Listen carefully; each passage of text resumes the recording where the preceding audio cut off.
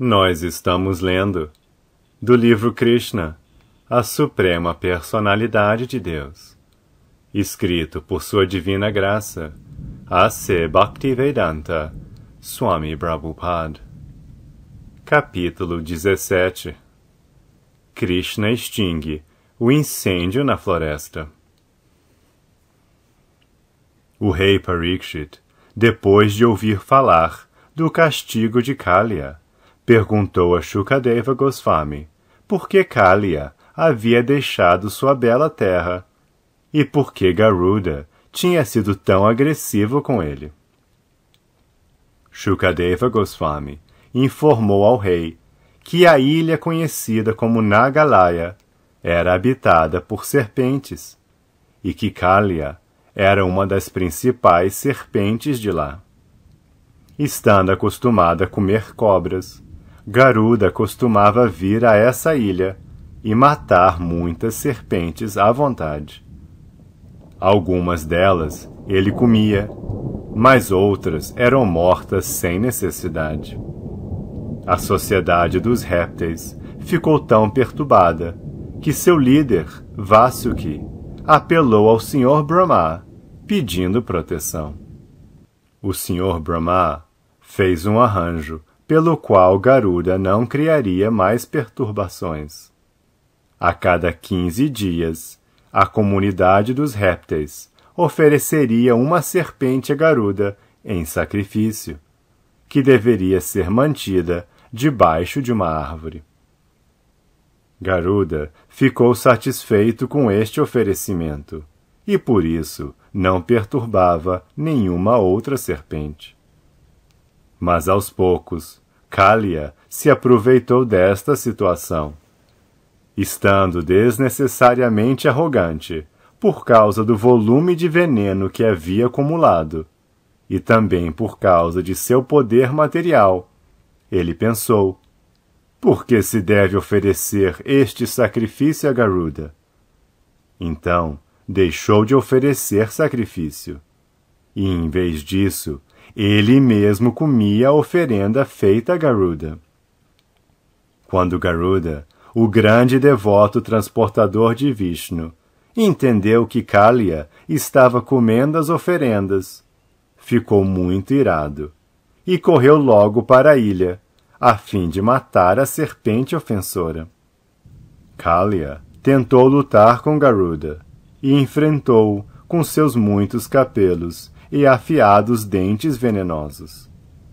Kaliya tentou picá-lo, e Garuda, o filho de Tarksha, com muita ira e com a grande força digna do transportador de Vishnu, atacou o corpo de Kaliya com suas refulgentes asas douradas.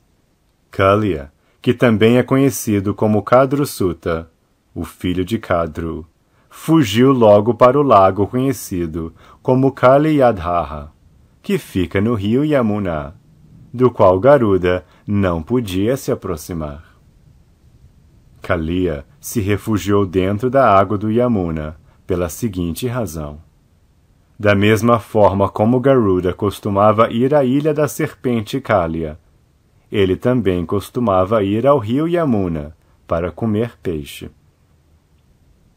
Ali havia, porém, um grande yogi chamado Saubhari Muni, que costumava meditar dentro da água e que tinha compaixão dos peixes. Ele pediu a Garuda que não fosse lá perturbar os peixes. Embora Garuda não estivesse sob as ordens de ninguém, sendo o transportador do Sr. Vishnu, ele não desobedeceu a ordem do grande yogi. Em vez de ficar e comer muitos peixes, ele levou embora um grande peixe, que era o líder deles. Saubhari Muni lamentou que um dos líderes dos peixes tivesse sido levado embora por Garuda, e pensando em protegê-los, amaldiçoou Garuda com as seguintes palavras: de hoje em diante, se Garuda vier pegar peixes aqui, então, digo isto com toda a minha força, ele será morto imediatamente. Somente Kaliya, tinha conhecimento desta maldição. Kalia, portanto, estava confiante de que Garuda não poderia ir até lá, e assim achou prudente refugiar-se no lago que havia no Yamuna. Mas Kalia não foi bem sucedido em se refugiar em Saubhara Muni. Ele foi expulso do Yamuna por Krishna, o senhor de Garuda. Pode-se notar que Garuda se relaciona diretamente com a suprema personalidade de Deus, e é tão poderoso que jamais está sujeito à ordem e maldição de quem quer que seja. De fato, a maldição de Garuda, que no Srimad Bhagavatam se diz que é da estatura da suprema personalidade de Deus, Bhagavan, foi uma ofensa da parte de Saubhari Muni. Embora Garuda não tentasse retaliar, o Muni não foi salvo de seu ato ofensivo contra uma grande personalidade Vaishnava.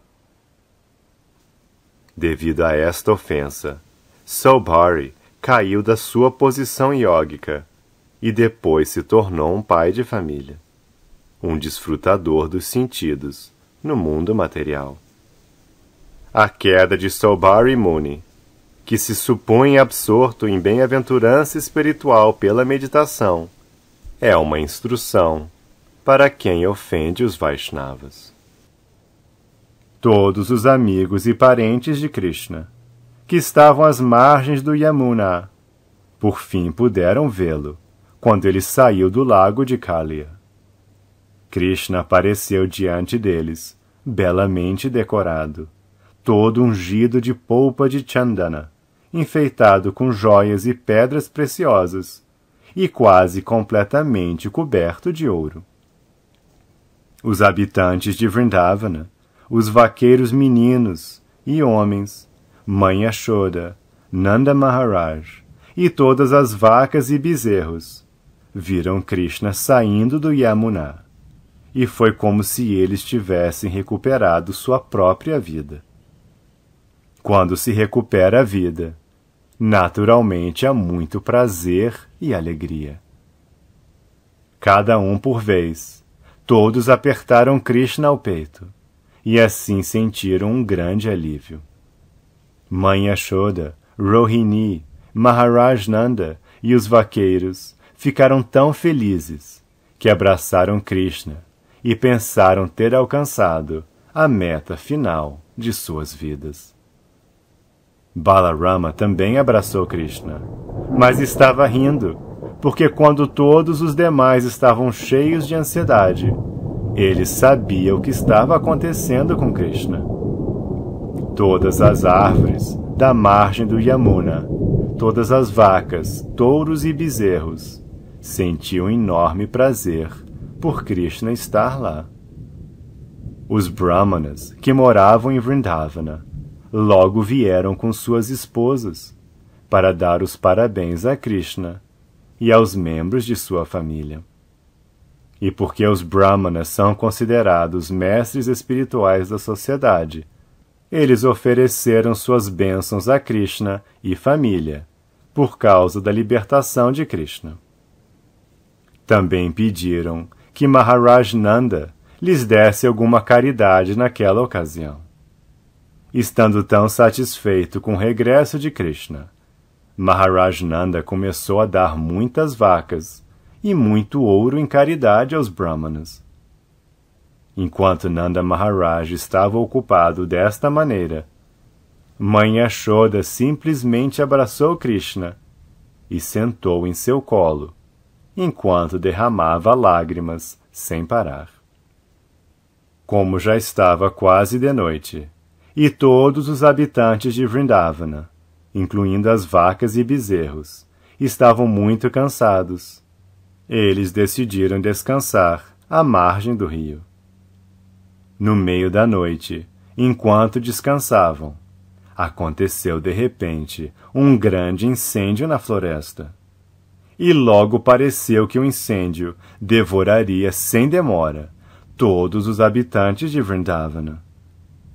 Assim que sentiram o calor do fogo, logo se refugiaram em Krishna, a suprema personalidade de Deus, embora ele estivesse fazendo o papel de seu filho. Começaram a dizer: nosso querido Krishna, ó suprema personalidade de Deus, ó nosso querido Balarama, o reservatório de toda a força, por favor, tentem salvar-nos deste fogo devastador que a tudo devora. Não temos outro abrigo além de vocês. Este fogo devastador nos engolirá a todos. Assim, eles oraram a Krishna, dizendo que não podiam se abrigar, senão em seus pés de lótus. O Senhor Krishna, sendo compassivo para com seus concidadãos, engoliu imediatamente todo o incêndio da floresta e o salvou. Isto não era impossível para Krishna, porque ele é ilimitado. Ele tem poder ilimitado para fazer tudo o que desejar. Neste ponto encerram-se os significados Bhaktivedanta, do capítulo 17 de Krishna, intitulado Krishna extingue o incêndio na floresta.